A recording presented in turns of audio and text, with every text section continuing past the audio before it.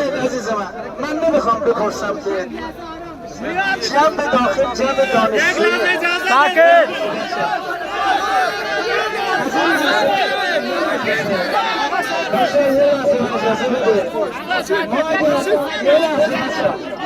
اینی که در دانشگاه رو باز گذاشتیم عزیزانم از بیرون بیان داخل این حقانیت مشروع است که من خواهشم اینه که یه لحظه اجازه بدید